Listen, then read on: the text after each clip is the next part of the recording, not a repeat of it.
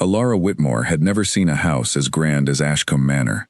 She stood at the servants' entrance on her first morning, her small bag clutched in both hands, staring up at the tall gray stone walls that rose higher than any building she had ever known.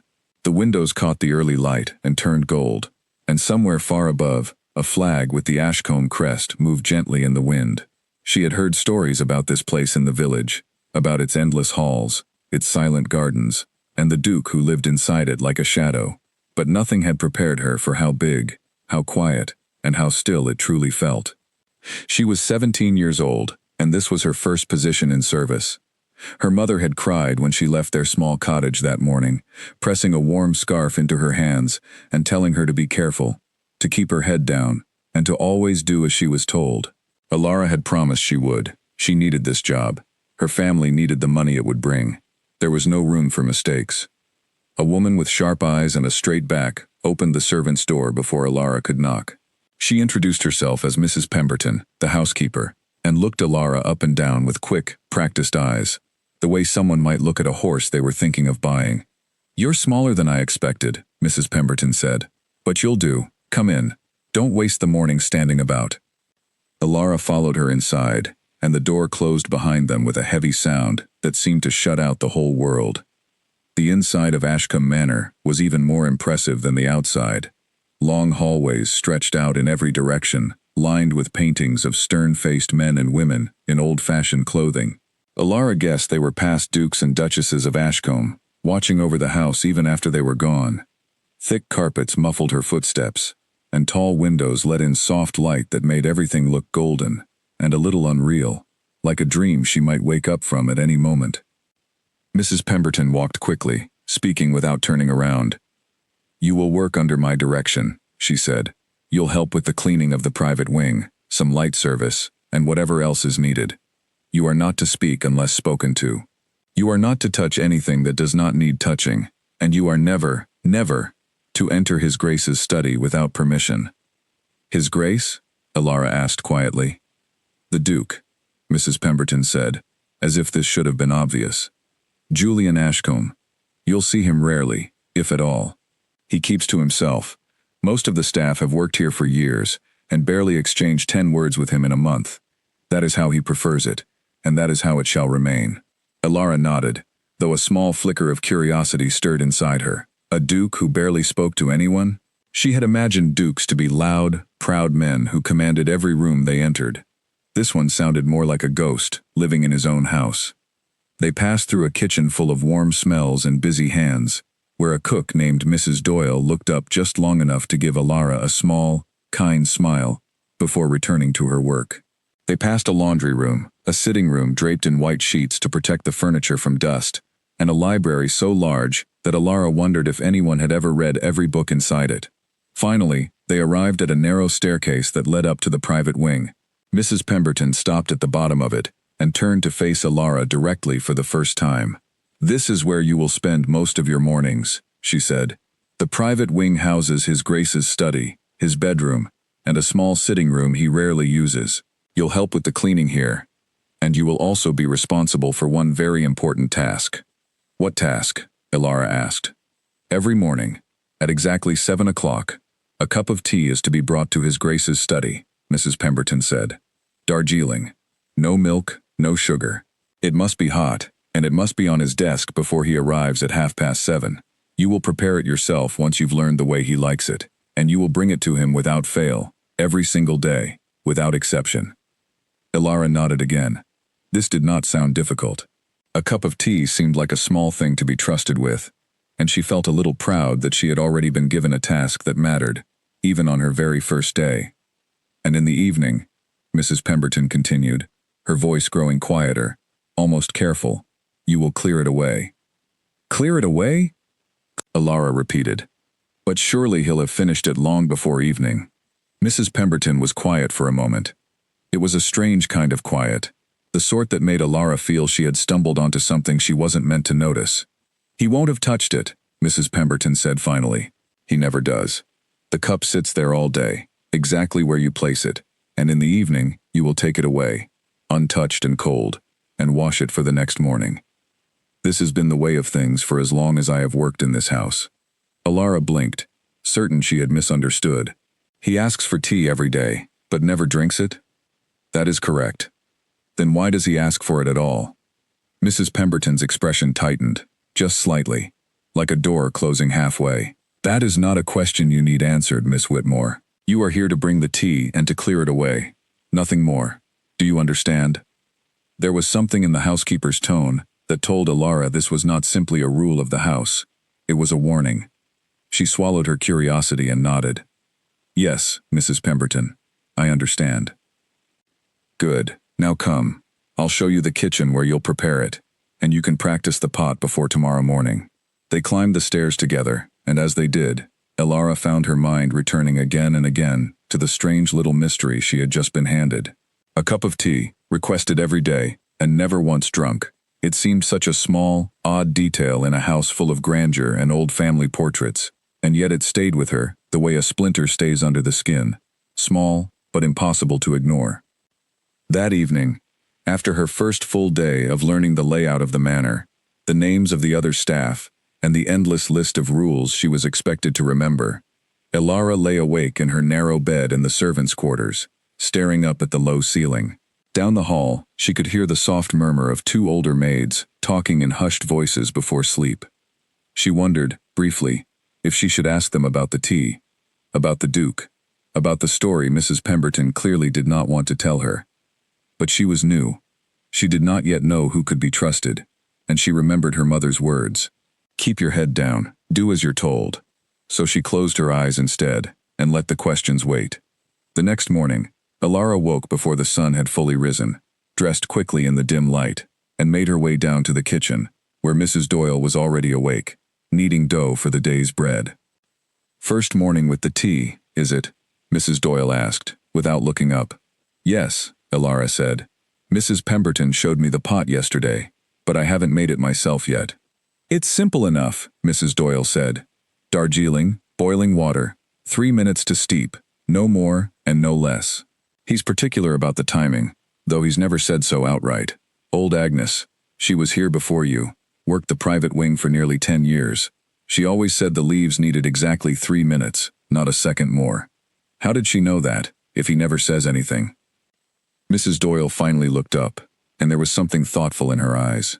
You learn things about a man from watching him, even when he doesn't speak.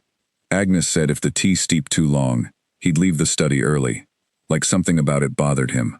If it wasn't strong enough, he'd sit with it a long while, just looking at it, like he was disappointed. 3 minutes, though. 3 minutes, and he'd barely glance at it at all. Just let it sit. Alara turned this over in her mind as she watched the kettle begin to steam. It seemed like such a strange thing. A man so precise about tea he never even drank. Precise enough that a maid who had worked here a decade had learned his preferences purely by watching his reactions to a cup he never touched. Doesn't it seem strange to you? Alara asked carefully. Making tea every day, for someone who won't drink it. Mrs. Doyle's hands paused briefly over the dough. Strange isn't the word I'd use, she said. Sad, maybe. But it isn't our place to wonder why. His Grace has his reasons, whatever they are, and they're his own business. You'll do well here if you remember that, dear. This house keeps its secrets close, and it doesn't take kindly to servants who go digging. Alara nodded and said nothing more, though the warning did little to quiet the questions building inside her. If anything, it made them louder. She followed the steps exactly as she had been shown, warmed the pot first, measured the tea leaves with care, poured the water the moment it reached its boil, and watched the small clock on the kitchen wall as the leaves steeped for exactly 3 minutes. When the time was up, she poured the tea into a fine porcelain cup with a thin gold rim, careful not to spill a single drop, and placed it on a matching saucer. Up you go then, Mrs. Doyle said. Study's at the end of the private wing corridor. Knock softly, wait a moment, then go in and set it on the desk. Don't linger, and don't speak unless he speaks first. Alara carried the tea up the narrow staircase, her heart beating a little faster than she expected for such a simple task. The private wing was quiet at this hour, lit only by the pale gold light coming through tall windows along the corridor. She reached the study door, its dark wood polished so well it nearly reflected her own nervous face, and knocked softly, just as she had been told. There was no answer, which Mrs. Doyle had said was normal. She turned the handle carefully and stepped inside. The study was not what she expected. She had imagined something cold and formal, full of stiff furniture and portraits like the rest of the house. Instead, it felt strangely lived in, shelves lined with books that looked well read rather than merely displayed, a large wooden desk positioned to catch the morning light, and a single armchair near the window that looked as though it had been sat in many, many times. The room was empty. The Duke had not yet arrived. Ilara crossed to the desk and placed the cup and saucer down carefully, in the exact spot Mrs. Doyle had shown her, angled just slightly so the handle faced the chair. She stepped back, glanced around the quiet room once more, and left, closing the door softly behind her. She did not see the Duke that morning. She did not see him for the rest of the day either, as her duties kept her occupied with linens and dusting in the far end of the house. But that evening, when she returned to the study to clear away the tea, exactly as she had been instructed, she found the cup sitting precisely where she had left it that morning, untouched. The tea inside had gone completely cold, a thin, pale ring forming where the liquid met the porcelain. The room was empty again. The Duke, it seemed, had already retired for the evening, and Ilara stood there for a long moment, staring down at the cold, full cup. It felt strange to pick it up, almost wrong, somehow, though she couldn't explain why, as if the cup held something more than tea, something quiet and heavy that she wasn't yet meant to understand. She carried it back down to the kitchen in silence, washed it carefully, and set it to dry beside the others. That night, lying in bed once more, Ilara found herself thinking not about the grandness of the house, or the long list of rules she still needed to memorize, but about a cup of tea growing cold in an empty study, day after day, year after year, for reasons no one seemed willing to explain. She did not know it yet, but that small, quiet mystery would follow her through every morning that came after, through months of watching, wondering, and slowly, carefully, coming to understand the man who lived behind that study door. But for now, on her first true day in service at Ashcombe Manor, all she had was the question itself, turning over and over in her mind like a stone she could not quite put down. Why does he ask for something he never wants? A week passed before Ilara saw the Duke for the first time. She had begun to settle into the rhythm of life at Ashcombe Manor by then. She knew which stairs creaked and which stayed silent. She knew that Mrs. Pemberton preferred the linens folded a certain way, with the corners tucked rather than simply pressed flat. She knew that Mrs. Doyle liked to talk while she worked, and that the easiest way to learn about the house was to ask small questions during the quiet hours before the rest of the staff woke. But she still had not seen Julian Ashcombe, the Duke himself, though she had carried his tea up to the study every single morning and cleared away the same cold, untouched cup every evening. It happened on a Tuesday. Ilara had risen early, as always, and prepared the tea with the same careful steps Mrs. Doyle had taught her. The pot warmed first, the leaves measured with care, 3 minutes of steeping timed against the kitchen clock. She carried the cup up the narrow staircase to the private wing, her steps light and practiced now, no longer nervous the way they had been on her first morning. She knocked softly on the study door, as she always did, and waited a moment before turning the handle. This time, when she stepped inside, the room was not empty. Julian Ashcombe stood by the window, his back to her, looking out over the gardens below. He was taller than she had imagined, with dark hair that fell just slightly over his collar, and shoulders held in a way that suggested a man who was always, in some quiet manner, holding himself together. He wore a dark gray coat, simple and well-made, without any of the decoration she might have expected from a duke. There was nothing loud about him, nothing that demanded attention, and yet something about the stillness of him filled the entire room.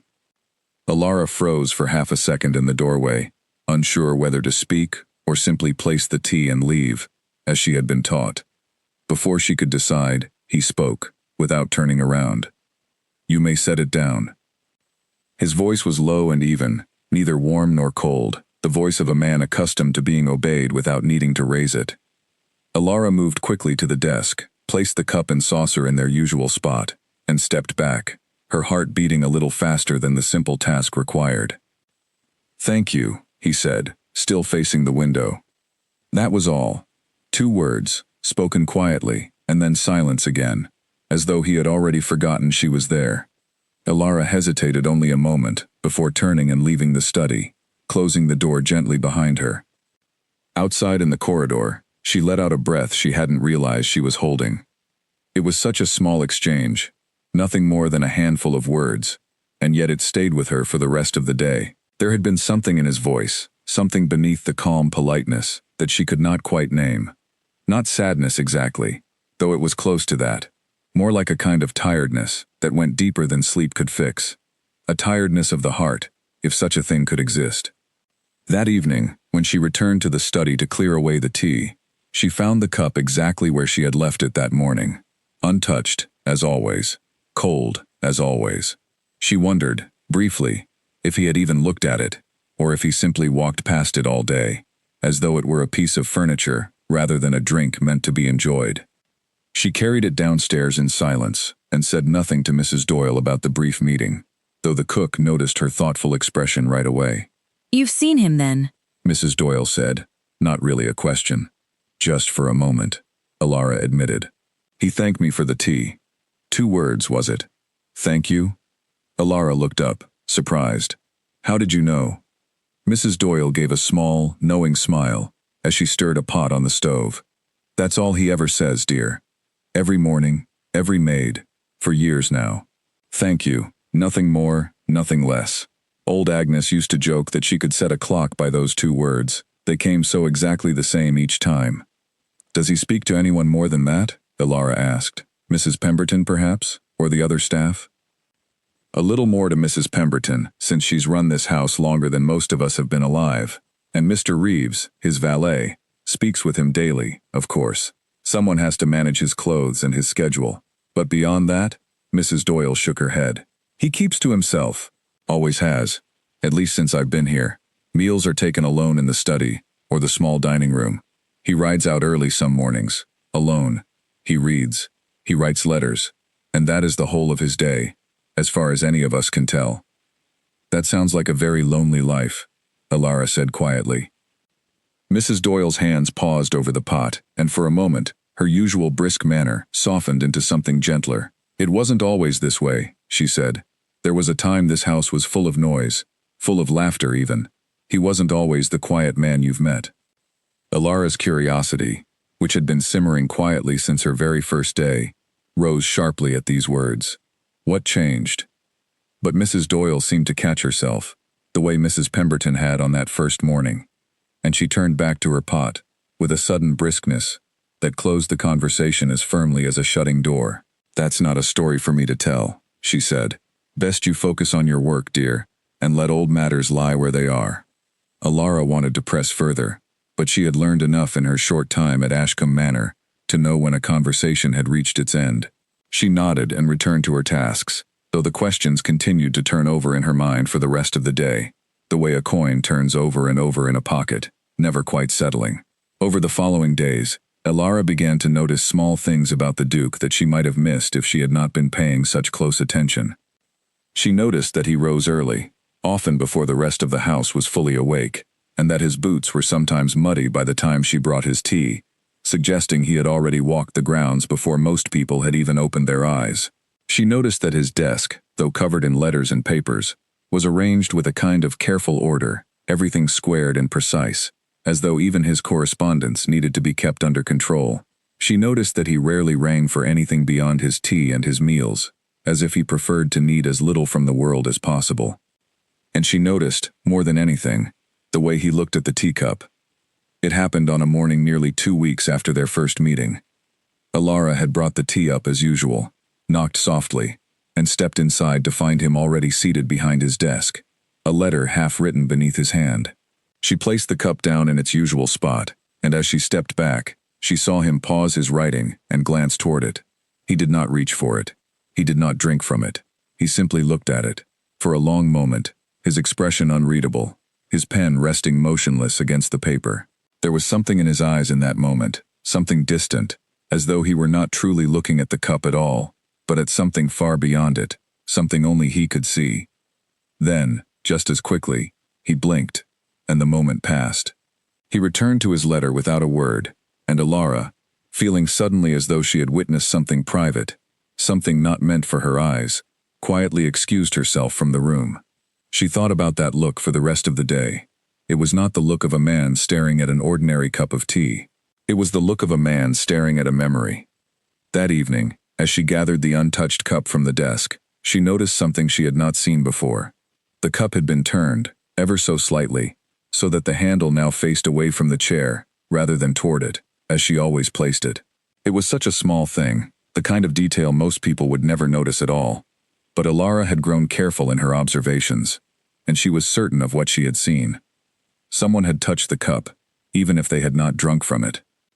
She mentioned this to no one, unsure of what it might mean, but she found herself watching more closely after that. Over the following mornings and evenings, she began to notice the pattern more clearly. The cup was always moved, just slightly, by the time she returned in the evening. Sometimes turned, sometimes shifted a few inches to one side. Once, she was almost certain, it had been lifted and set back down again, judging by a faint mark on the desk where a small amount of liquid had spilled over the rim. He was not drinking the tea, but he was not entirely ignoring it either. Alara began to feel, more strongly with each passing day, that the tea was not simply a habit or a rule left over from some forgotten tradition. It felt like something else, something with weight and meaning she could not yet understand, tied perhaps to whatever had changed in this house, the change Mrs. Doyle had refused to speak of. She thought of the portrait she had glimpsed once from a distance, hidden away and turned to face the wall in an unused room. She thought of the whispered word Mrs. Pemberton had let slip and quickly taken back.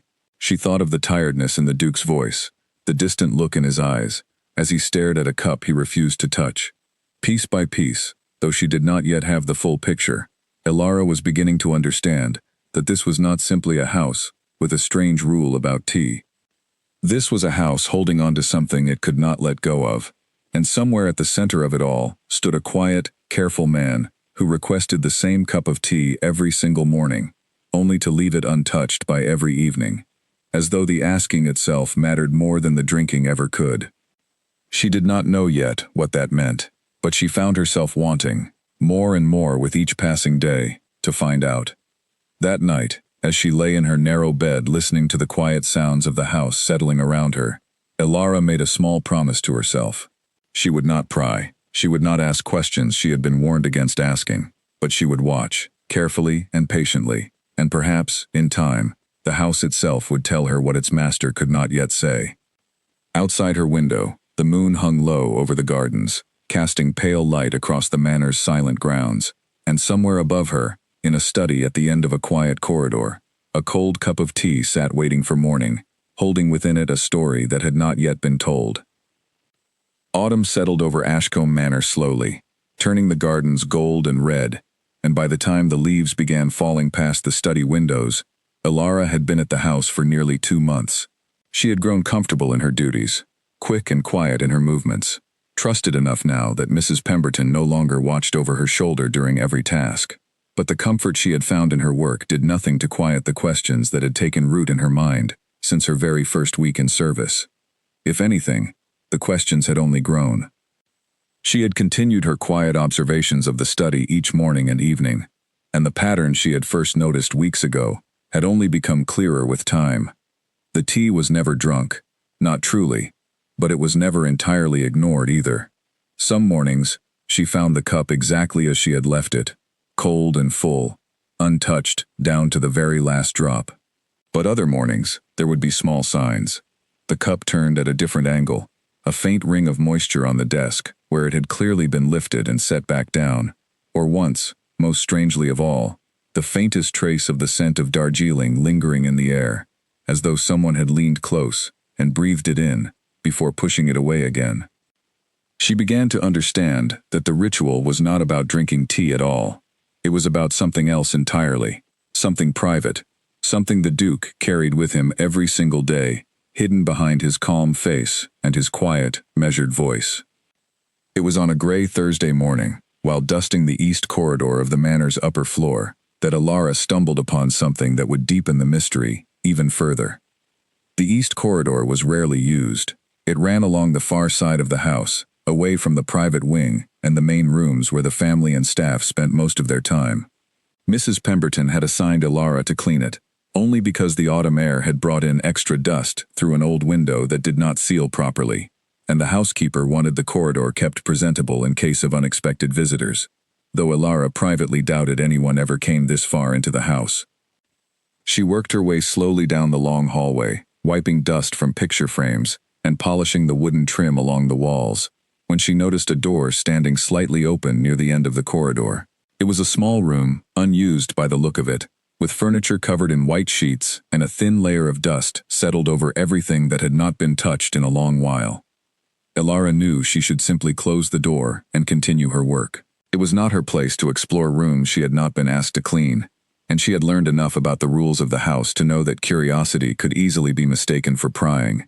But something about the stillness of the room, the way the pale morning light fell through a gap in the curtains, drew her forward, despite her better judgment. She stepped inside quietly, and it was there, leaning against the far wall, turned face first so that its front could not be seen, that she found the portrait. It was large, framed in gold, that had begun to dull with age and neglect, and it had clearly been removed from display somewhere else in the house rather than painted for this forgotten room. Ilara hesitated for a long moment, glancing back toward the open door, half expecting Mrs. Pemberton to appear and scold her for wandering where she should not be. But the corridor remained silent, and her curiosity, which had been building for weeks, finally won out over caution. She knelt down carefully and turned the portrait just enough to see the face painted upon it. The woman in the painting was young, perhaps no older than the Duke himself, with soft brown hair pinned elegantly away from her face, and warm eyes that seemed to hold a gentle kind of laughter, even frozen in paint. She wore a pale blue dress, simple but finely made, and her hands were folded gracefully in her lap. There was a small inscription at the bottom of the frame, painted in delicate gold script, though the dust made it difficult to read clearly. Ilara wiped at it gently with the edge of her sleeve, and slowly, the letters became visible. A date, 6 years passed, and beneath it, a single word that made Ilara's breath catch in her throat. Margaret. She did not know who Margaret was. She had never heard the name spoken anywhere in the house, not once in her 2 months of service. And yet something about the portrait, hidden away in this forgotten room, turned to face the wall, as though someone could not bear to look at it, told her that this woman mattered deeply, perhaps more deeply than anyone currently living within these walls. Ilara stayed kneeling before the painting for a long moment, studying the warmth in the woman's painted eyes, the gentle curve of her smile. There was something familiar about the way she was painted, something in the soft, careful attention the artist had clearly given to capturing her expression, as though the painter, too, had cared for her deeply. She thought suddenly of the Duke's eyes, the distant, quiet sadness she had seen in them when he looked at his untouched cup of tea. There had been something in that look, she realized now, that matched the warmth in this woman's painted gaze, as though the two were connected by some invisible thread that stretched across 6 years and through the walls of this quiet, forgotten room. The sound of footsteps in the corridor outside startled her from her thoughts, and she quickly turned the portrait back to face the wall, exactly as she had found it, before stepping out of the room and pulling the door closed behind her. Mrs. Pemberton appeared a moment later, her sharp eyes taking in the corridor with a quick, practiced glance. "You've been slow with this corridor," the housekeeper said, though not unkindly. "Is something troubling you?" "No, Mrs. Pemberton," Ilara said quickly, perhaps too quickly. "I was simply being careful with the frames. Some of them are quite delicate." Mrs. Pemberton studied her for a moment longer than felt comfortable, and Ilara wondered, with a small flicker of worry, if the housekeeper somehow knew what she had just seen. But after a moment, the older woman simply nodded. "See that you finish before midday. There's linen work waiting after." "Yes, Mrs. Pemberton." The housekeeper turned and walked back down the corridor, her footsteps fading into the quiet of the house, and Ilara let out a slow breath, her heart still beating a little too quickly from the discovery she had just made. That evening, as she prepared for bed, Ilara found herself thinking of nothing else but the name she had uncovered. Margaret. She turned it over in her mind, again and again, wondering who this woman had been, and what had happened to make her memory something the household seemed determined to keep hidden, even from a portrait that had once, she suspected, hung somewhere prominent in the house. She thought of asking Mrs. Doyle directly, But she remembered the way the cook's expression had closed off during their last conversation about the Duke's past, and she did not wish to make the older woman uncomfortable, or worse, suspicious of her intentions. Instead, she decided to wait, to watch, and to listen carefully to whatever small pieces of information might come her way, the same patient approach she had taken with the mystery of the tea itself. She did not have to wait long. 2 days later, while helping to prepare the small dining room for a rare visit from the Duke's aunt, Lady Caroline Ashcombe, Elara found herself working alongside 2 of the older housemaids, Susan and Bridget, who had both served at the manor for many years. The 2 women often spoke freely with each other while they worked, forgetting, it seemed, that a newer maid might be listening nearby. "Do you think Lady Caroline will bring up the anniversary again this year?" Bridget asked quietly, polishing a silver candlestick with careful strokes. Susan sighed, glancing toward the closed door of the dining room before answering. "She always does. Every year, without fail, she tries to convince him to move past it, and every year he simply changes the subject and asks about her garden instead." 6 years, Bridget murmured, shaking her head. "You'd think a man might begin to heal after 6 years. Some wounds don't heal the way others do," Susan said, "especially not a wound like that. Losing someone the week before you're meant to marry them. I don't think that's a thing a person simply gets over, no matter how much time passes." Elara, who had been quietly polishing a nearby table, felt her hands go still. Losing someone the week before you're meant to marry them. The pieces, which had been scattered and unclear for weeks, suddenly began to arrange themselves into a shape she could almost understand. The portrait. The name Margaret. The tea, ordered every morning and left untouched every evening, as though waiting for someone who would never come to drink it. She wanted desperately to ask more, to press Susan and Bridget for the details they clearly knew, and she did not. But she forced herself to remain silent, continuing her polishing, as though she had heard nothing at all. It would not do to reveal how closely she had been listening, not when the 2 older maids might simply stop speaking altogether if they realized a newer girl was paying such careful attention to matters that were, by all accounts, not meant to be discussed.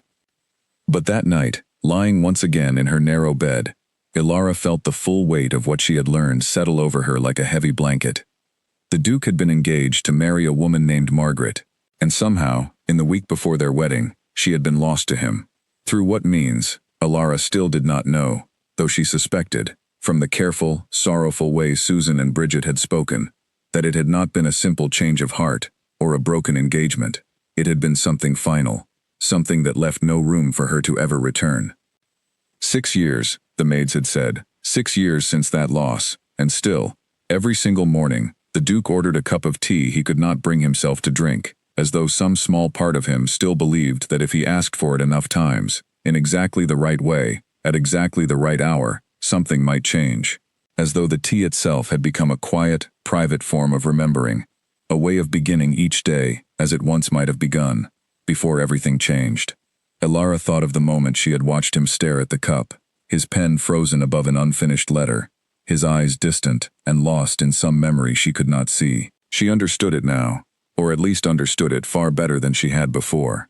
That was not the look of a man staring at tea. That was the look of a man staring at everything he had lost, all contained within a single porcelain cup. She found herself, for the first time since arriving at Ashcombe Manor, feeling something more than simple curiosity toward the quiet, distant Duke. She felt something closer to sympathy, a deep, aching sadness for a man who carried his grief so carefully hidden that most of his own household barely spoke of it, even after 6 long years. She did not know, lying there in the darkness with the sound of the wind moving softly through the manor's old halls, that this small seed of sympathy would grow, over the months that followed, into something she had not expected to find within these grand, quiet walls. But for now, she understood only this.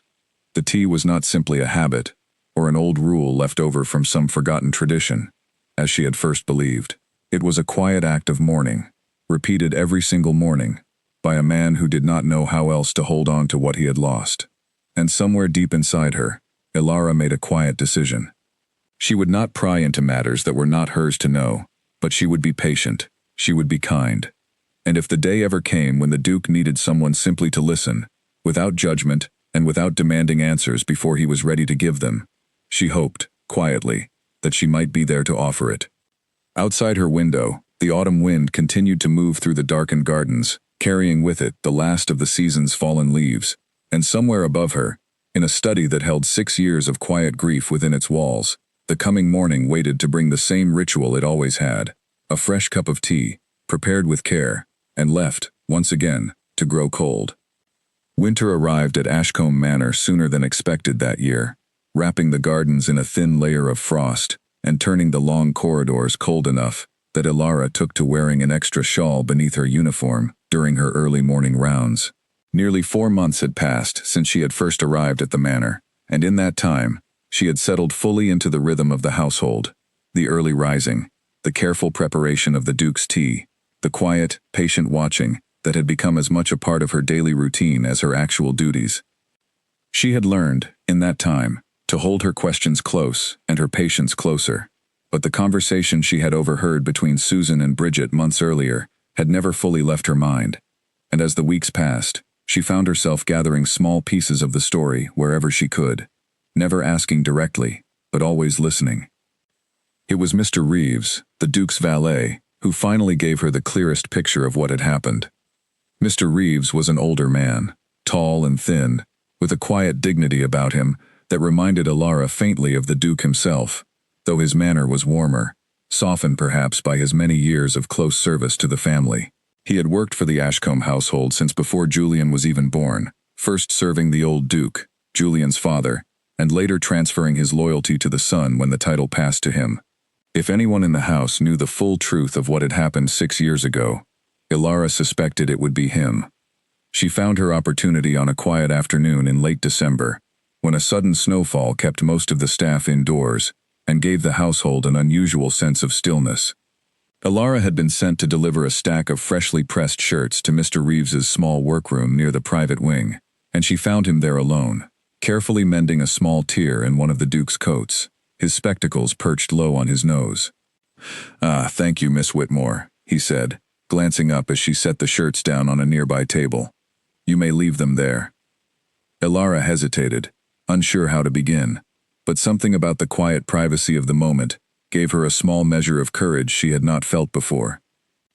"Mr. Reeves," she said carefully, "might I ask you something, if it isn't too forward of me?"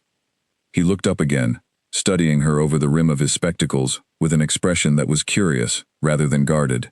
"You may ask. I cannot promise I'll answer." "It's about His Grace," Ilara said, choosing her words slowly. "About the tea he asks for every morning, and never drinks. I've heard whispers, about a woman named Margaret, and something that happened 6 years ago. I don't wish to pry into matters that aren't mine to know. I only wonder if there's a kinder way to understand him. It would help me serve him better, I think, if I understood." For a long moment, Mr. Reeves said nothing at all, his needle pausing mid-stitch as he considered her words carefully. Ilara worried, briefly, that she had overstepped, that she would receive the same closed, careful silence she had met with from both Mrs. Pemberton and Mrs. Doyle. But instead, the old valet set down his needle and thread, removed his spectacles, and folded his hands together with a small sigh. "You've been here 4 months now, haven't you?" he asked. "Yes, sir. And in that time, I imagine you've come to care, at least a little, about the man you serve." It was not quite a question, but Ilara found herself nodding anyway. "I thought as much. I've watched you these past months, Miss Whitmore. You're more observant than most girls your age, and kinder than most people give you credit for. Perhaps you deserve to understand, if only so you can be gentle with him, rather than simply curious." Ilara stayed silent, giving him the space to continue in his own time. "Margaret Ellison," Mr. Reeves began, his voice softening as he spoke the name, "was the daughter of a baronet from the neighboring county. She and His Grace were introduced at a summer gathering, nearly 7 years ago now, and I have never, in all my years of service to this family, seen a young man fall so completely and so quickly. He was different when she was near him, lighter, somehow. He laughed more in those 2 years than I believe he has laughed in all the years since." "They were happy then," Ilara said softly. "Happier than I can properly describe," Mr. Reeves said. "She used to visit often, before their wedding was arranged, and this house was a different place when she was in it. She had a way of filling every room with warmth, simply by being in it. Even the staff adored her. She remembered everyone's names, asked after their families, brought small gifts on her visits. Nothing grand, just thoughtful little things that showed she'd been paying attention. "What happened to her?" Ilara asked, though she suspected she already knew the shape of the answer, if not the details. Mr. Reeves' expression grew heavier. A fever took her, sudden and cruel, the way such things sometimes are. She fell ill less than a fortnight before the wedding was to take place, and within a week, she was gone. There was nothing the physicians could do, nothing anyone could do. His Grace sat by her bedside for the last 3 days and nights, refusing to leave her, refusing to rest, refusing even to eat, until it was over. Ilara felt a heaviness settle in her chest at these words, a deep and genuine sorrow for a woman she had never known, and for the man whose grief she had witnessed, in small, quiet moments, without ever fully understanding its cause. "And the tea?" she asked gently. "Where does that come into it?" "Margaret loved tea," Mr. Reeves said, a faint, sad smile touching his lips for the first time. "Darjeeling, specifically, though she took it with a little more ceremony than His Grace does now. She used to bring him a cup herself, every single morning during her visits, before he'd even properly woken. She said it was her favorite part of the day, bringing him tea, before either of them had to think about anything else, before the house or the world could intrude on the quiet of the morning. He used to tease her that she made better tea than the entire kitchen staff combined, though I suspect it was simply the company that made it taste so fine to him." Ilara's breath caught softly in her throat, the final piece of the puzzle sliding quietly into place. "After she passed," Mr. Reeves continued, his voice quieter now, "he gave the order for tea to be brought to him every morning, exactly as she used to bring it. I do not believe he has ever fully explained why, not even to me, though I have my own understanding of it, formed over these 6 years of watching him closely. I believe, in some small way, the asking for it each morning is his way of keeping a piece of that ritual alive, a piece of her alive, even though he cannot bring himself to actually drink from the cup she once filled for him with such care. Because drinking it would mean truly accepting she's gone," Ilara said softly, almost to herself. Mr. Reeves looked at her with something like quiet approval. "That is precisely what I believe, though I have never dared say such a thing to His Grace directly. Grief moves differently through every person, Miss Whitmore, and it is not our place to tell a man how he ought to carry his. We simply do what small kindnesses we can, and we wait, patiently, for whatever healing may come in its own time." Ilara nodded slowly, the weight of the story settling deeply into her heart. She thought of the portrait, hidden away, and turned to face the wall, as though the Duke could not bear to look upon Margaret's painted face and be reminded, every single day, of what he had lost. She thought of the careful, precise way the tea was always prepared, and always left untouched. A small, quiet ceremony of love and loss, repeated every morning without fail. "Thank you for telling me," she said finally. "I won't speak of it to anyone, I only wanted to understand." "I know you won't," Mr. Reeves said, picking up his needle once more. "That is precisely why I chose to tell you. Not every member of this staff would have handled such a story with the care it deserves. I believe you will." Ilara left the workroom that afternoon, with a heart far heavier than when she had entered it, though it was not an unwelcome heaviness. It felt, instead, like the weight of understanding, the kind of weight that came from finally seeing someone clearly, rather than through the fog of rumor and half-finished whispers. Over the following days, she found herself watching the Duke with new eyes. She noticed, now, the way his gaze sometimes lingered too long on the empty chair across from his desk, as though half expecting someone to be sitting there. She noticed the particular gentleness with which he always thanked her for the tea, as though the words themselves carried more meaning than their simple politeness suggested. She noticed, too, the quiet exhaustion that sometimes crossed his face in unguarded moments, the look of a man who had been carrying the same grief, unchanged, for 6 long years, with no one to share its true weight. She did not pity him, exactly. Pity felt too small a word, too simple for what she had come to feel. It was something closer to a quiet, aching respect. Respect for a man who had loved so deeply that even 6 years later, he could not bring himself to let go of a single small ritual that connected him to what he had lost. One evening, as she cleared away the familiar untouched cup from his desk, Ilara found herself pausing longer than usual, studying the cold tea within it, thinking of Margaret Ellison and the warmth she had apparently brought to every room she entered. She wondered, quietly, what kind of woman could leave behind a grief so deep that it reshaped an entire household around its absence. She did not know, in that quiet moment, that she herself was slowly, carefully, beginning to bring a small measure of warmth back into those same quiet halls, not to replace what had been lost, but simply to exist alongside it, gently, patiently, the way a single candle might be lit in a room that had grown used to darkness. Outside, the snow continued to fall softly over the gardens of Ashcombe Manor, and somewhere within its quiet walls, a story that had been buried in whispers for 6 years had finally, gently, begun to make itself known to the one person patient enough to listen for it. January brought a deep, quiet cold to Ashcombe Manor, the kind that settled into the stone walls and lingered no matter how many fires were lit in the hearths. The gardens outside lay bare and silver with frost, and the household moved through its days with the slower, more careful rhythm that winter always seemed to bring. But for Alara, something had shifted since her conversation with Mr. Reeves in his small workroom. She no longer saw the Duke simply as a mystery to be solved.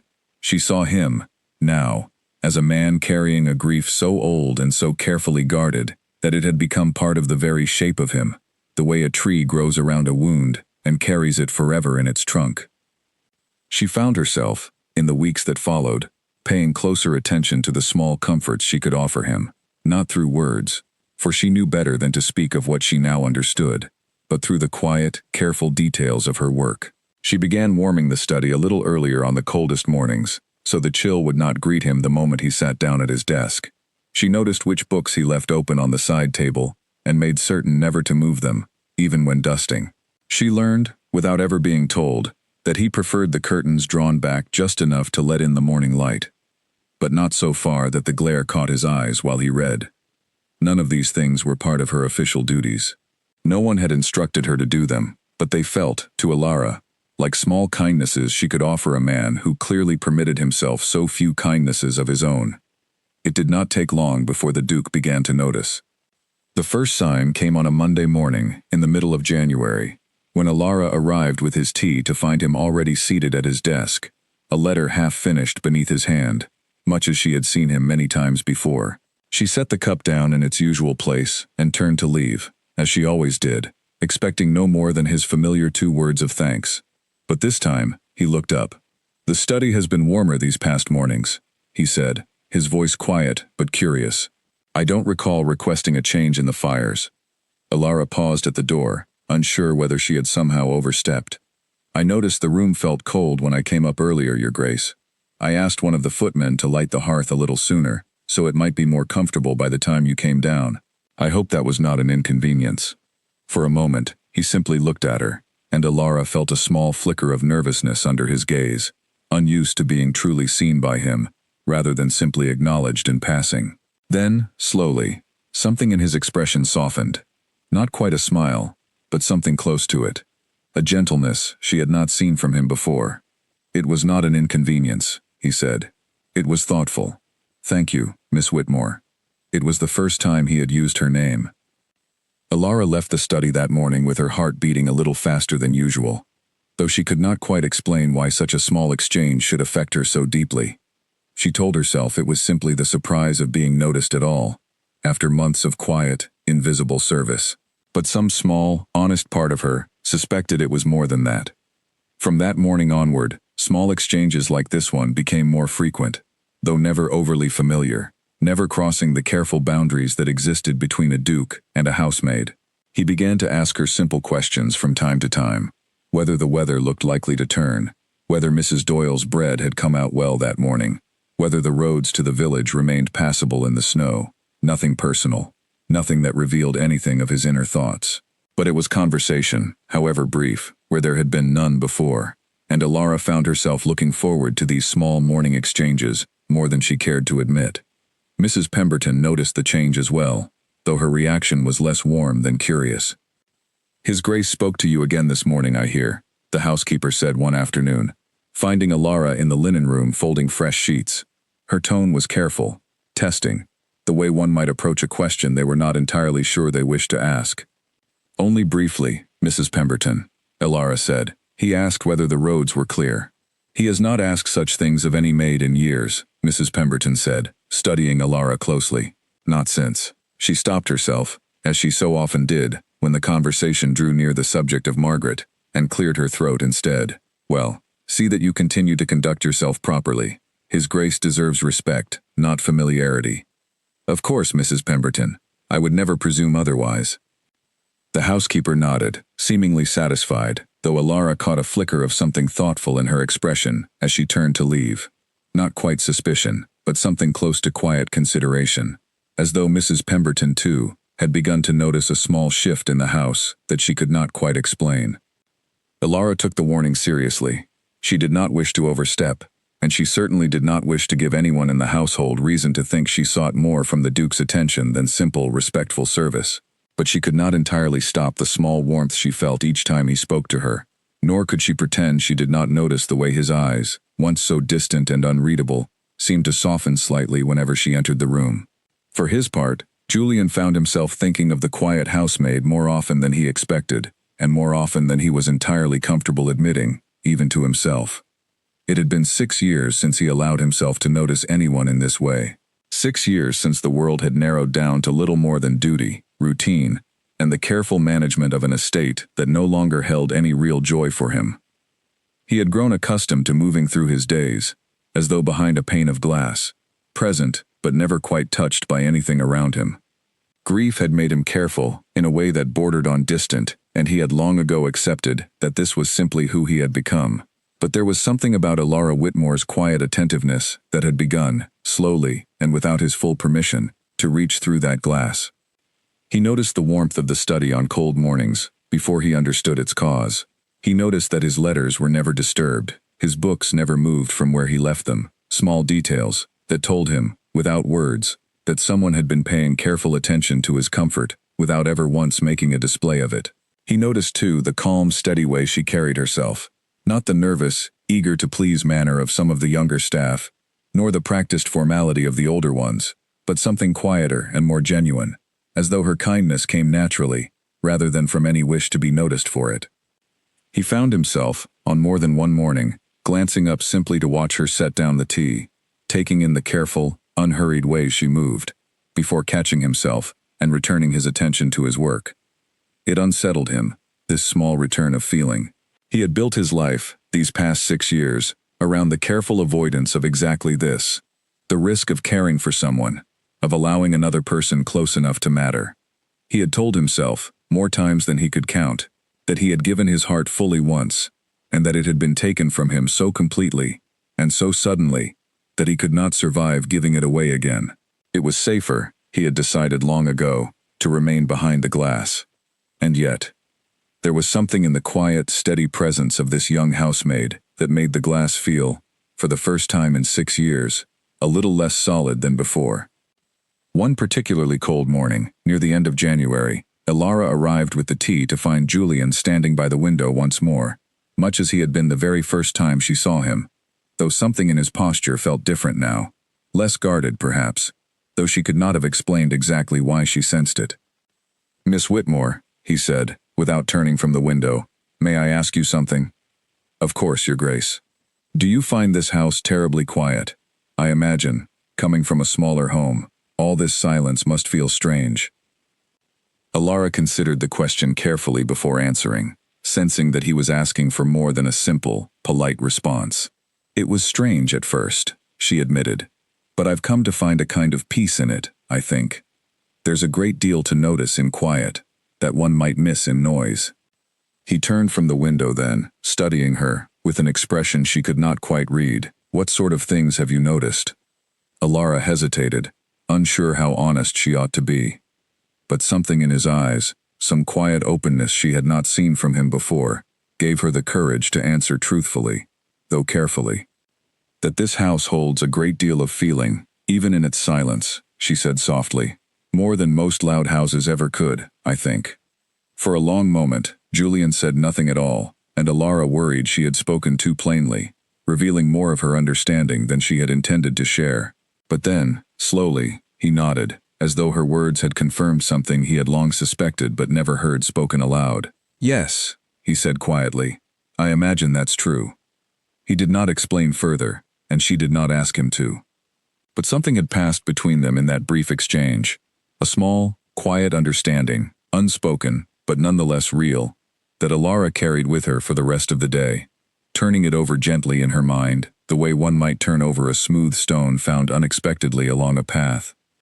She did not know, in that moment, how much further this quiet understanding would grow between them. In the months that followed, she only knew that something in the house had shifted, gently but unmistakably, and that she herself had become, without ever intending it, a small part of that change. Outside, the January frost continued to lie heavy over the gardens of Ashcombe Manor, but within its quiet walls, for the first time in 6 years, something long dormant had begun, ever so slowly, to stir back to life. February arrived at Ashcombe Manor with a strange restlessness in the weather, as though the season could not decide whether to hold on to winter or surrender to the first stirrings of spring. Some days brought hard frost and pale, thin sunlight. Others brought sudden warmth and heavy gray clouds that hung low over the hills, threatening rain that seemed to arrive without any real warning at all. It was on one such unpredictable afternoon that Alara found herself caught far from the house when the sky finally broke. She had been sent into the village that day on an errand for Mrs. Doyle, tasked with collecting a parcel of spices that had arrived by post and were needed for the following week's meals. It was not an unusual task. Alara had made the walk into the village and back several times over the past months, and she knew the road well enough to make the journey without much thought. The morning had been mild and bright when she set out, with only a few scattered clouds drifting lazily overhead, giving no indication of the trouble that was to come. But by the time she started back toward the manor, the sky had darkened considerably, and the wind had picked up in a way that made the bare branches along the road creak and sway. She quickened her pace, the parcel of spices held carefully against her chest, but she had barely covered half the distance back to the house when the rain began.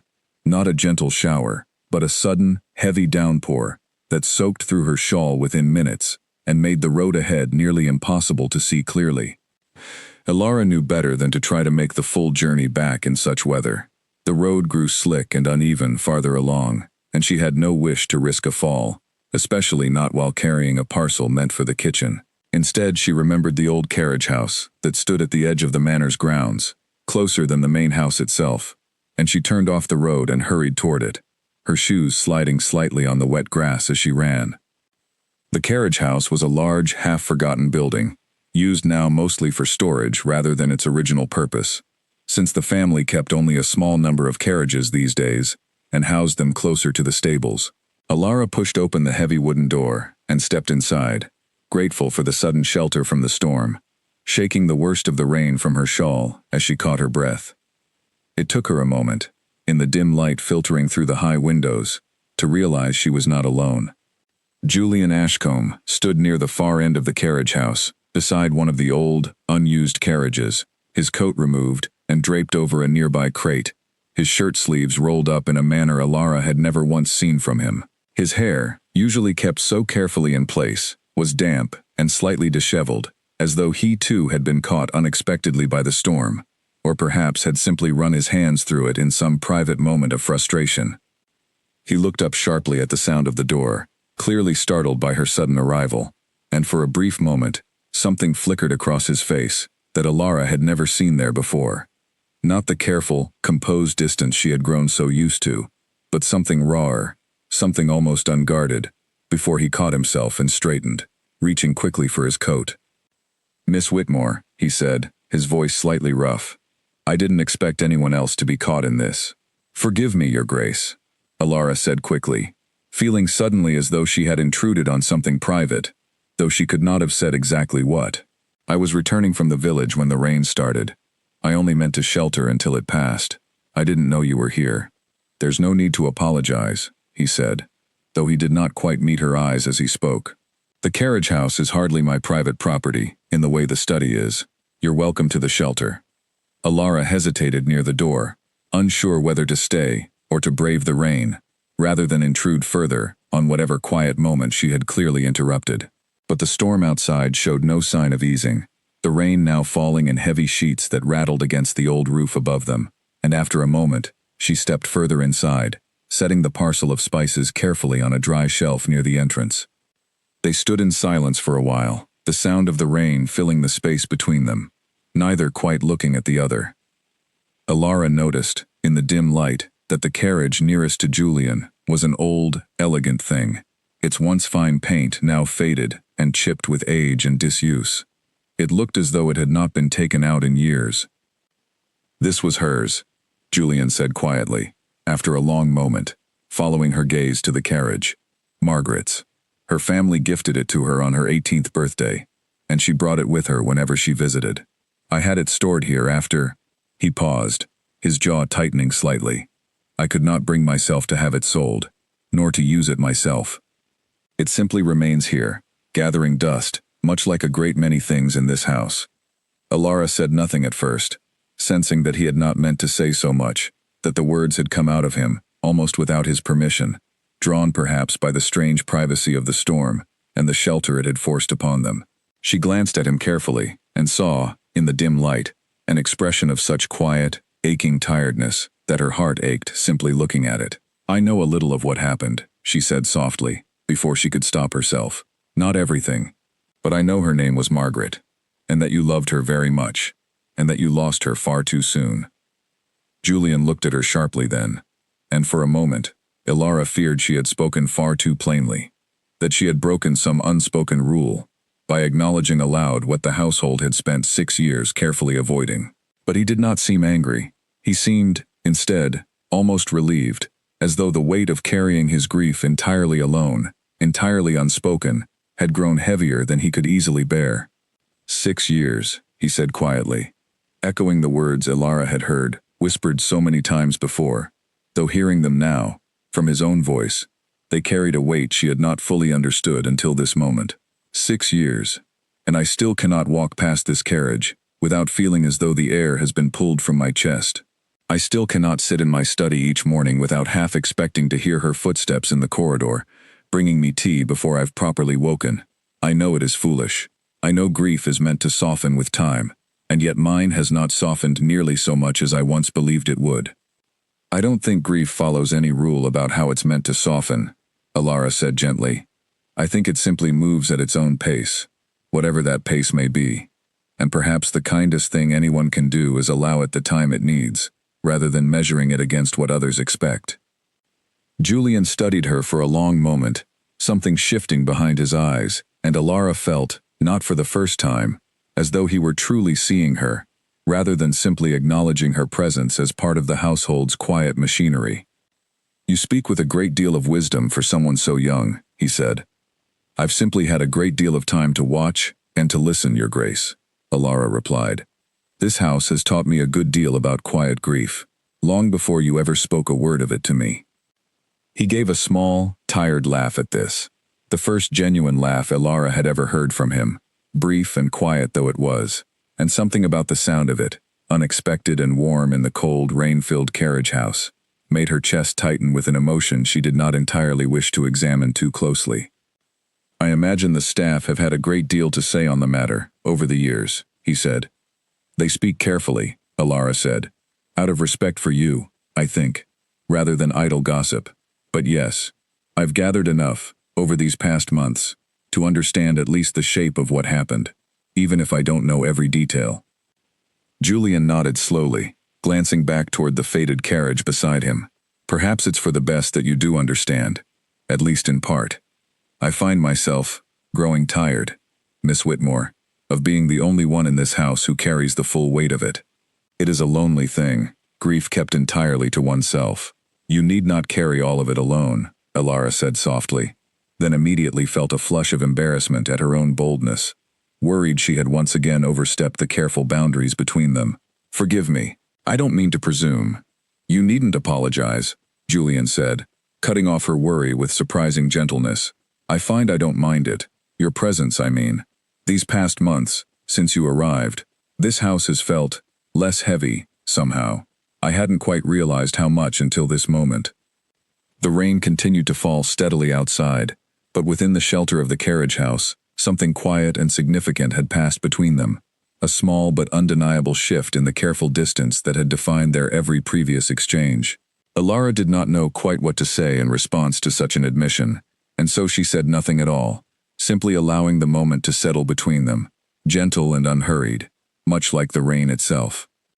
They remained there together until the storm finally began to ease, speaking little more, though the silence between them now felt different than it had before, warmer, somehow, less burdened by the careful formality that had once governed every interaction between a duke and his housemaid. When the rain finally softened to a light drizzle, Julian gathered his coat and moved toward the door, pausing just before stepping out into the damp evening air. "Thank you, Miss Whitmore," he said quietly, "for the shelter of your company, as much as this building's roof." Alara felt her cheeks warm at his words, and she offered a small, careful smile in return. "You're welcome, Your Grace." He held her gaze for a moment longer than was strictly necessary, something unspoken passing between them once again, before he finally turned and stepped out into the rain, making his way back toward the main house. Alara remained behind a moment longer, gathering her parcel of spices, her heart still beating with the strange, unfamiliar warmth of everything that had just passed between them. She did not yet know what this small shift might mean, for herself, or for the quiet, grieving man she had come to understand so much more deeply over these past months. But as she finally stepped back out into the softening rain and made her way toward the house, she carried with her a small, hopeful feeling she had not expected to find at Ashcombe Manor. The quiet, fragile beginning of something that felt, for the first time in a very long while, like it might grow into something more. The days following the storm in the carriage house passed with a quiet difference that Alara could feel but not quite name. Nothing had changed outwardly in the running of the household. She still rose before dawn to prepare the tea, still moved through her duties with the same careful attention she always had, still addressed the Duke with the same proper respect required of her position. But something beneath the surface of their exchanges had shifted, gently and unmistakably, since that afternoon, when the rain had trapped them together and drawn from him words he had clearly never intended to speak aloud. He looked at her differently now. She was certain of it, though she could not have explained precisely what had changed. There was less distance in his eyes when she entered the study each morning, less of the careful, guarded formality that had once made him feel almost unreachable. He asked after her more often, small questions, still, nothing improper, but questions that suggested a genuine curiosity about her, rather than the polite indifference he had shown in her earliest months at the manor. And Alara, for her part, found herself thinking of him far more than she knew was wise for a housemaid to think of her employer. She told herself, in the quiet moments before sleep each night, that her feelings were simply sympathy grown deeper through understanding, that anyone who came to know the full weight of his grief would feel the same tenderness she now carried for him.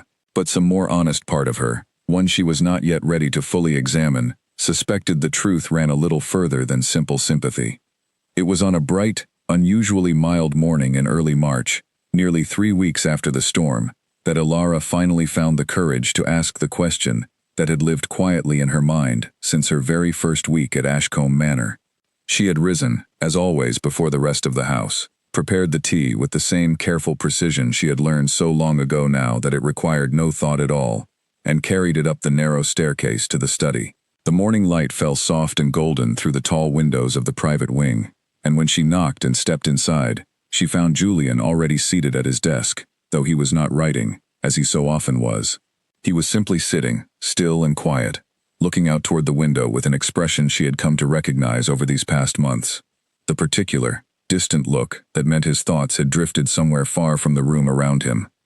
He turned as she entered, offering her the small, warmer smile that had become familiar to her since the carriage house, and Alara found herself smiling back before she could stop herself. "Good morning, Your Grace," she said, crossing to the desk and setting down the cup and saucer in their usual place. "Good morning, Miss Whitmore," he replied. "You're earlier than usual, I think." "The kitchen was quiet this morning. I thought I might as well come up before the rest of the house woke." He nodded, watching her with that quiet, attentive gaze that still, even after all these weeks, sent a small flutter of nervousness through her chest. She had grown used to it, mostly, but there remained something in the directness of his attention that she suspected she would never fully grow accustomed to. She had already turned to leave, as she always did, her hand nearly on the door, when something inside her, Some small, insistent voice that had been growing louder and louder over these past months stopped her before she could step out into the corridor. She turned back to face him. "Your Grace," she said, before she could lose her nerve. "May I ask you something? You may tell me it's not my place to ask, and I'll understand entirely if you do." Julian set down the pen he had been holding, giving her his full attention. "You may ask, Miss Whitmore. I think, by now, you've earned that much." Alara took a small breath, her heart beating quickly, and glanced briefly toward the cup of tea sitting untouched on the desk between them, the steam still rising gently from its surface. "Why do you ask for the tea every morning?" she said quietly, "if you never intend to drink it?"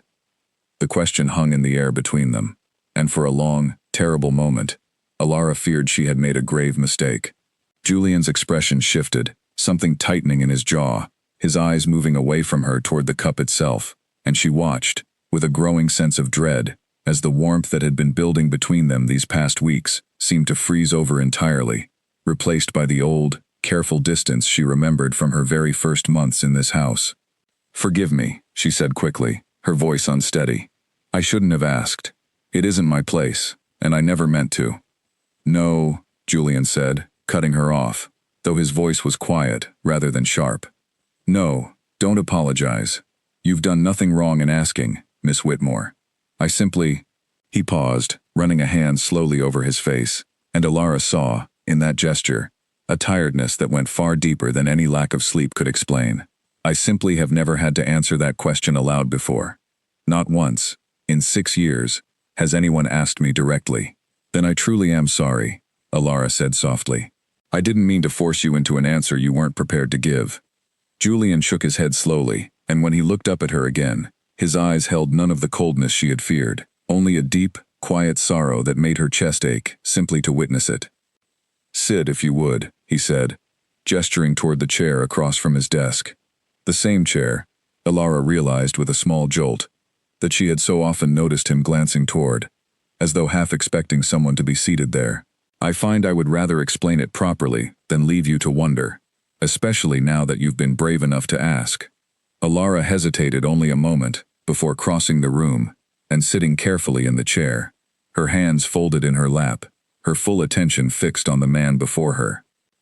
Julian was quiet for a long moment, his gaze drifting once more to the cup of tea between them, before he finally began to speak, his voice low and measured, as though he were choosing each word with great care.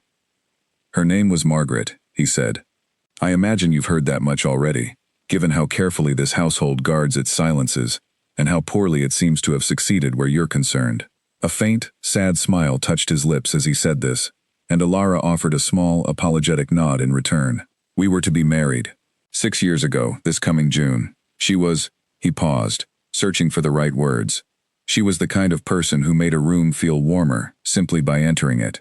I don't say that lightly, nor as some simple romantic sentiment. It was true of her, in the most literal sense. The staff loved her. My aunt, who is famously difficult to please, adored her. Even the horses in the stable seemed calmer whenever she was near them." Alara listened quietly, giving him the space to continue at his own pace, sensing that this was a story he needed to tell in his own time, without interruption. "She used to bring me tea," he continued. "Every morning she stayed at the manor, before either of us had properly woken for the day. It became something of a ritual between us. She would slip into this very study, before the household had fully stirred, and set a cup down exactly where you place it now. We would sit together, sometimes in silence, sometimes talking of nothing important at all, simply enjoying the quiet of the morning, before the day's obligations began. It was, I think, my favorite part of every day she spent here." His voice grew quieter, heavier, as he continued. "She fell ill, less than a fortnight before our wedding. A fever, sudden and severe, the kind the physicians could do little to fight against, no matter how hard they tried. I sat with her for 3 days and nights, refusing to leave her side, refusing to believe that someone so full of warmth and life could simply be taken from the world so quickly, so cruelly. But on the 4th morning she was gone." Alara felt tears gathering unbidden in her own eyes, listening to the quiet, careful grief in his voice, though she said nothing, not wishing to interrupt the fragile honesty of the moment. "I do not fully understand, even now, Why I began asking for the tea again after she passed, Julian said. I think in those first weeks, I simply could not bear the silence of the morning without it. The ritual itself had become so tied to her presence that continuing it, even without her, felt like the only way I could still begin each day, as though some small part of her remained here with me. I ask for the tea, Miss Whitmore, because for a few brief moments each morning, before I fully wake into the reality of my life, I can almost imagine she has simply stepped out of the room, rather than out of the world entirely. And drinking it, Elara said softly, understanding now with painful clarity, would mean truly accepting she's gone. Julian looked at her, something like quiet astonishment crossing his features. Yes, he said, precisely that. I have never heard anyone put it so plainly, though I suspect I have known it myself for a long while, without ever finding the courage to say it aloud. They sat together in silence for a long moment, the morning light shifting gently across the desk between them, the cup of tea still sitting untouched, its steam now fading as it slowly began to cool. I don't believe there's anything wrong in how you've grieved her, Elara said finally, her voice gentle but sure. 6 years is not so very long, not for a love as deep as the one you're describing, and perhaps the tea isn't foolish at all. Perhaps it's simply your way of honoring her, of keeping some small piece of her close, in the only way you've found that feels bearable. Julian studied her for a long moment, something soft and grateful moving behind his eyes. You have a remarkable gift, Miss Whitmore, for offering comfort without ever making a person feel foolish for needing it. I only say what I believe to be true, Your Grace. I know, he said quietly. That is precisely what makes it so remarkable. A comfortable silence settled between them once more, though it felt different now than any silence they had shared before. Lighter, somehow, as though the simple act of speaking the truth aloud, after 6 years of careful silence, had lifted some small portion of the weight Julian had been carrying entirely alone. Thank you, he said finally, for asking. I did not realize, until this moment, how much I needed someone to ask. Elara rose from her chair, offering him a small, warm smile as she moved toward the door. You're welcome, Your Grace, and thank you for trusting me enough to answer. She left the study that morning with her heart full in a way she had not expected, carrying with her the quiet, precious weight of everything he had shared. She did not yet know what this newfound honesty between them might mean for the months ahead, whether it would draw them closer still, or simply remain a single, fragile moment of understanding, shared once and never repeated. But as she made her way back down the narrow staircase, the morning sun bright and warm through the tall windows of the private wing, Elara allowed herself, for the first time since arriving at Ashcombe Manor, to hope that something good might yet grow from all this quiet, careful grief, not to replace what had been lost, but simply to exist gently alongside it, the way new growth sometimes finds its way, slowly and patiently, through even the hardest winter ground. The weeks that followed Julian's confession in the study brought a quiet, gentle change to Ashcombe Manor, one that Elara felt in the smallest details of her days, rather than in any grand or sudden shift. The Duke no longer simply thanked her for the tea each morning and returned to his letters.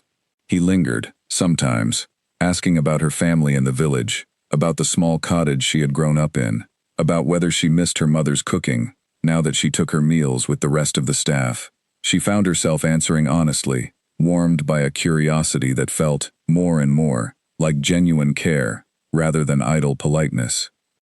But not everyone in the household viewed this quiet change with the same warmth Elara felt. It was Lady Caroline Ashcombe, the Duke's aunt, who first gave voice to the concern that had clearly been growing among some members of the staff. She arrived at the manor in the middle of March for what was meant to be a short visit, though Elara soon gathered that Lady Caroline's visits were rarely as brief as intended, and rarely without purpose. Lady Caroline was a tall, elegant woman with silver hair, swept into an immaculate style, and a manner that reminded Elara faintly of Mrs. Pemberton, though sharpened further by the confidence of noble birth.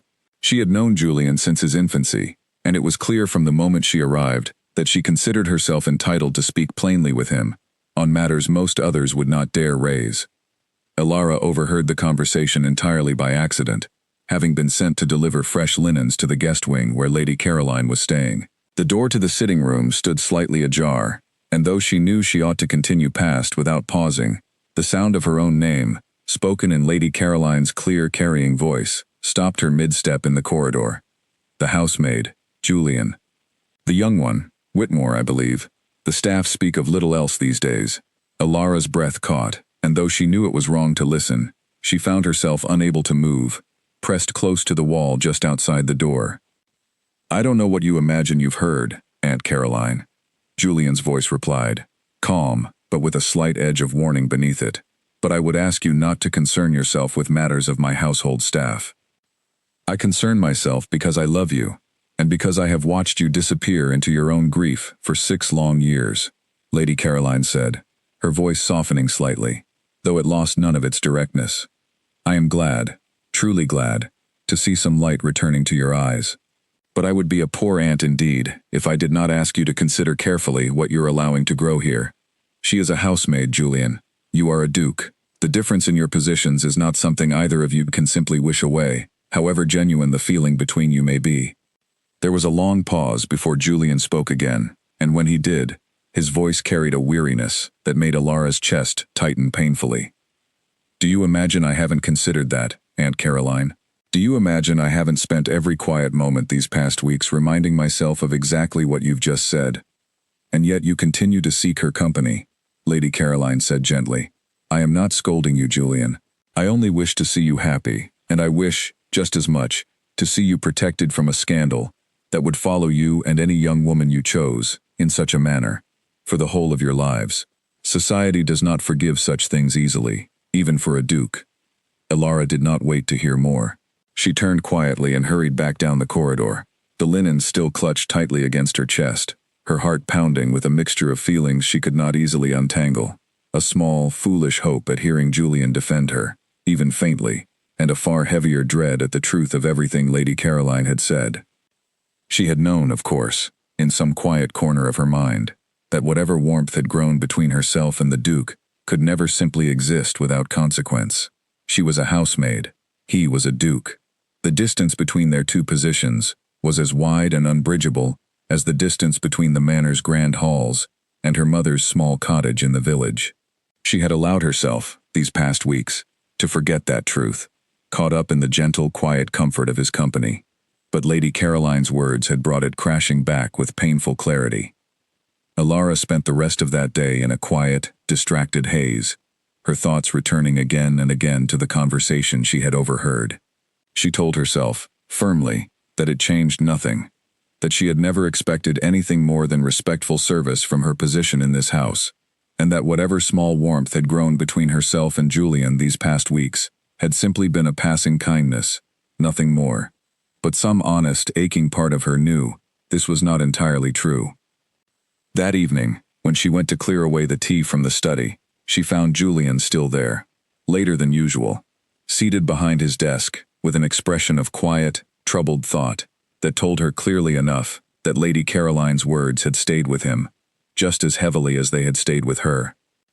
"Your Grace," she said softly, moving to collect the cup, which she noticed, with a small pang, had been left entirely untouched today, colder even than usual. "Alara," he said quietly, using her given name for the first time, and something in the way he said it, careful and deliberate, told her he had chosen the word with purpose. "Might I speak with you a moment?" She set the cup down again slowly, turning to face him fully. "Of course." He was quiet for a long moment, his hands folded on the desk before him, his eyes carrying the same weariness she had heard in his voice earlier that day.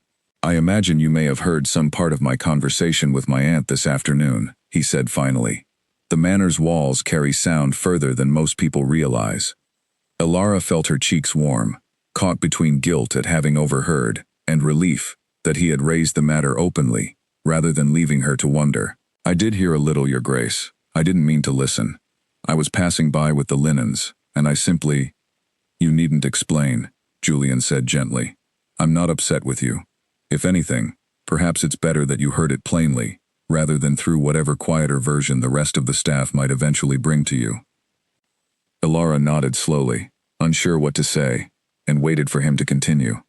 "My aunt is not wrong," Julian said, his voice heavy with a kind of honesty Alara suspected cost him a great deal to give. "The world we live in does not make room easily for a friendship such as ours. let alone anything beyond friendship. I am aware of every difficulty she raised, and I have thought of little else since our conversation this afternoon. Ilara's heart sank slightly at these words, though she kept her expression carefully composed. I understand, Your Grace. I never expected. Let me finish, please, Julian said, and something in his tone made her fall silent immediately. I have spent 6 years living carefully behind a wall of my own grief, telling myself that such a wall protected me from ever having to face loss again. And it did protect me, I suppose, in its own cold way. But it also kept me from feeling very much of anything at all, for 6 long years, until you arrived in this house and began, quietly and without ever intending to, chipping away at that wall stone by stone. Ilara felt her breath catch, hardly daring to hope at the direction his words seemed to be taking. I do not know what the future holds, Julian continued, his eyes steady on hers now, carrying none of the distance she remembered from her earliest months in this house. I do not know how the world beyond these walls might receive whatever this is that has grown between us these past months. But I find, Ilara, that for the first time in 6 years, I am no longer entirely content to hide behind my grief simply because it is safer than the alternative. I would rather face whatever difficulty lies ahead than continue pretending I do not feel what I feel. And what is it you feel, Your Grace? Ilara asked softly, her voice barely more than a whisper. Julian rose slowly from his desk and crossed the room to stand before her, close enough now that she could see clearly the quiet vulnerability in his eyes. A vulnerability she suspected very few people in his life had ever been permitted to witness. I feel, he said carefully, as though I have finally begun to breathe again after 6 years of simply existing, and I believe, Ilara, that a great deal of that breath belongs to you. Ilara felt tears gathering unexpectedly in her own eyes, overwhelmed by the quiet honesty of his words, by the weight of everything unspoken, finally being given voice between them. I don't know what to say, she admitted softly. You needn't say anything tonight, Julian said gently. I only wanted you to know the truth of it, rather than leaving you to wonder, or to fear that my aunt's concerns might quietly end whatever this has become. I will not pretend the path ahead is simple. But I find I would rather walk a difficult path with honesty than continue down an easy one, built on silence. Ilara nodded slowly, her heart full to overflowing with feelings she had spent weeks trying carefully to deny. Then perhaps, she said quietly, we might walk it together and see where it leads. A small, genuine smile touched Julian's lips then, the same rare warmth she had first glimpsed in the carriage house weeks earlier, though it felt deeper now, more certain. I would like that very much, he said. Neither of them spoke further of Lady Caroline's warnings that evening, though both understood clearly enough that the difficulties she had raised had not simply disappeared with this quiet exchange of honesty. There would be challenges ahead, questions of position, of propriety, of how such a match might be received by a world quick to judge what it did not understand. But for the first time in a long while, neither Ilara nor Julian felt entirely alone in facing whatever lay ahead. As Ilara finally left the study that evening, carrying the cold, untouched cup of tea down to the kitchen for the last time that day, she found herself thinking not of the difficulties Lady Caroline had raised, but of the quiet courage in Julian's voice as he had spoken his truth aloud, after 6 long years of careful silence. Outside, the last light of the March evening faded gently over the gardens of Ashcombe Manor, and within its walls, something long buried beneath grief and careful distance had finally, hesitantly, begun to bloom. Spring came fully to Ashcombe Manor in April, and with it, the gardens that had lain bare and silver with frost through the long winter months began to stir back to life. Ilara noticed it first in the small things, the crocuses pushing up through the softening earth near the east terrace, the return of birdsong in the early mornings, the way the light through the study windows had grown warmer and more golden with each passing week. The house itself seemed to be waking from a long, quiet sleep, though whether the season alone was responsible for that feeling, or something else entirely, Ilara could not say with certainty. In the weeks since Julian had spoken so openly to her in the study, little had changed outwardly in the running of the household. Ilara still rose before dawn each morning to prepare his tea. She still moved through her duties with the same quiet care she always had, still addressed him with the proper respect required of her position whenever others were near. Neither of them had spoken further of what might lie ahead, nor had they given any outward sign to the rest of the staff of the understanding that had grown between them. But in the private moments they shared each morning, before the household had fully woken, something had shifted permanently, something neither of them seemed inclined to deny any longer, even if neither had yet found the courage to speak of it openly to the world beyond the manor's walls. Elara noticed, too, a change in Julian himself that went beyond his manner toward her. He had begun writing out earlier in the mornings, returning with color in his face rather than the pale, distant look she remembered from her first months in the house. He had taken up an old habit of walking the gardens in the evenings, something Mrs. Doyle mentioned, with quiet astonishment, he had not done in all the years she had worked at the manor. He laughed more easily now, small moments of genuine warmth that seemed to surprise even the older staff, who had grown so accustomed to his quiet, guarded distance that they hardly knew what to make of this gentler version of the man they had served for so long. It was on a bright Tuesday morning, nearly a month after their conversation in the study, that everything between them finally, quietly, changed. Elara had prepared the tea as always, carrying it up the narrow staircase with the same careful steps she had taken every single morning for nearly 8 months now. She knocked softly on the study door, as she always did, and stepped inside to find Julian already seated at his desk, though he was not writing. He sat quietly, watching the door, as though he had been waiting for her arrival, rather than simply expecting it as part of the morning's routine. "Good morning, Your Grace," she said, moving to set the cup down in its usual place. "Good morning, Elara," he replied, and something in the careful gentleness of his voice made her pause before turning to leave, sensing that this morning carried something different from the ones that had come before it. "I wonder," he said slowly, "if I might ask something of you. Something rather different from what I usually ask." Elara turned to face him fully, her heart beginning to beat a little faster at the quiet seriousness in his expression. "Of course, Your Grace." "I have been thinking," he said, "about this tea, about the ritual I have kept alive these past 6 years, and about what it has meant to me, and what it perhaps continues to mean, even now." He paused, glancing down at the cup between them, its steam rising gently in the morning light. "I do not think I wish to drink it alone any longer." Elara felt her breath catch softly in her throat, uncertain exactly what he meant, though something in his tone told her this was no small request. "Would you sit with me a while?" he continued, rather than simply bringing the tea and leaving. "Not every morning, if that feels like too great a change all at once, but perhaps some mornings. I find I would like the company, if you would be willing to give it." Elara felt tears gather unexpectedly at the corners of her eyes, moved deeply by the quiet significance of what he was asking. She understood, with a clarity that settled warmly in her chest, precisely what this request meant. For 6 years, the tea had remained a private, solitary ritual of grief, a small, quiet way of holding on to a morning that could never truly return. In asking her to sit with him now, Julian was not asking her simply to keep him company. He was asking her to become part of his mornings in a way he had not allowed anyone to be, not since Margaret had last poured his tea with her own hands. "I would be honored, Your Grace," Elara said softly. She crossed the room and sat carefully in the chair across from his desk, the same chair she had noticed him glancing toward so many times over these past months, as though half expecting someone to be seated there, and this time, someone was. Julian reached for the cup, his hand steady but careful, as though the simple act of lifting it carried far more weight than its small size might suggest. Elara watched, her heart full, as he raised the cup slowly to his lips and, for the first time in 6 years, took a small, quiet sip of the tea that had been prepared for him, every single morning, without fail. He closed his eyes briefly as he did, and Elara saw, in that small moment, not sorrow exactly, but something gentler, a kind of quiet peace, as though some old, heavy weight had finally been set down, not discarded entirely, but simply allowed to rest. "It's good," he said quietly, opening his eyes again, a small, genuine smile touching his lips. "I had almost forgotten how good a properly made cup of Darjeeling could be." Elara laughed softly, relief and joy mingling together in her chest. "I'm glad it meets your approval, Your Grace."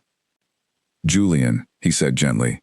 "I think, given everything, you might call me Julian, at least in these quiet mornings we share together." "Julian, then," Elara said, testing the name softly. feeling the small, significant weight of the intimacy it carried. They sat together in comfortable silence for a while after that, the morning light filling the study with a warmth that felt entirely different from the cold, careful distance that had once defined this room. Alara did not ask him further about Margaret, sensing that this quiet moment was not about forgetting her, nor about replacing what had been lost, but simply about allowing something new to grow gently alongside the memory, rather than in place of it.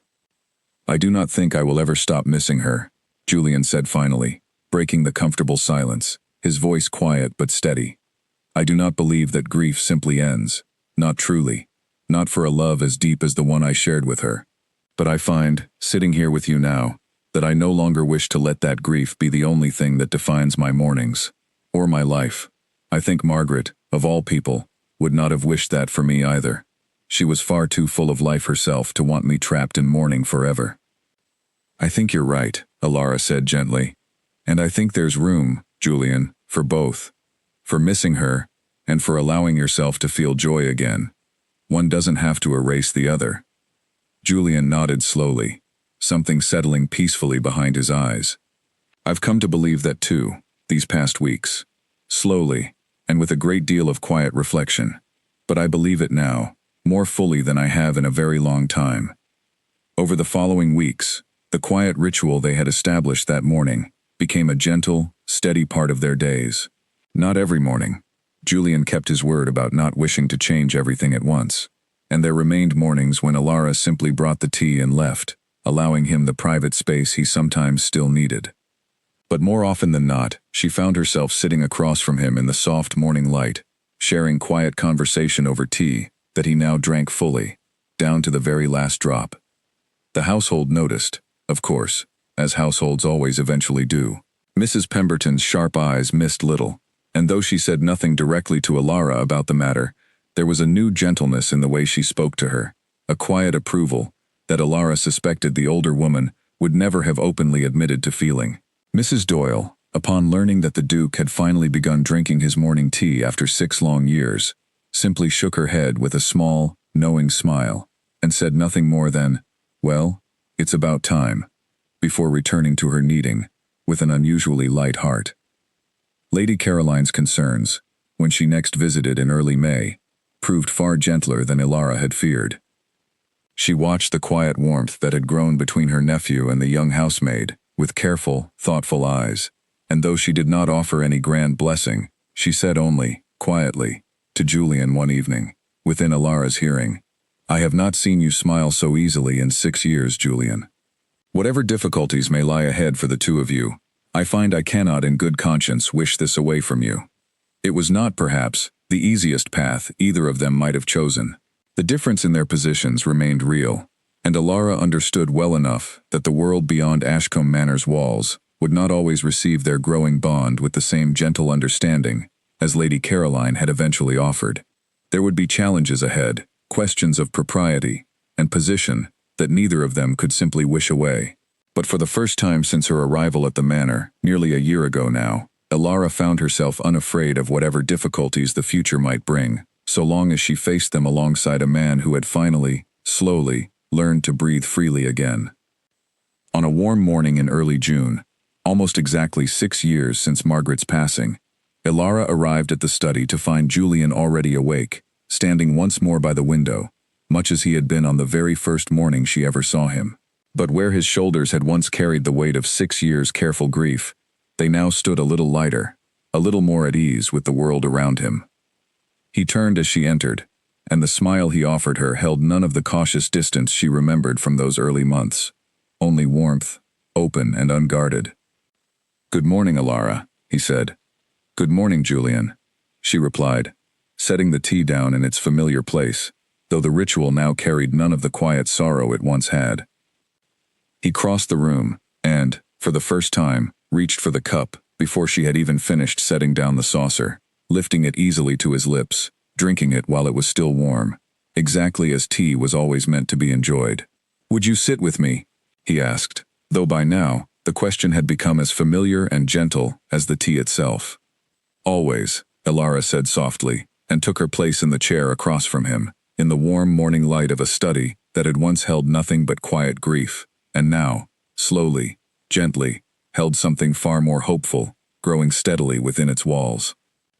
Outside, the gardens of Ashcombe Manor bloomed fully into early summer, 6 years of careful mourning finally giving way to something new.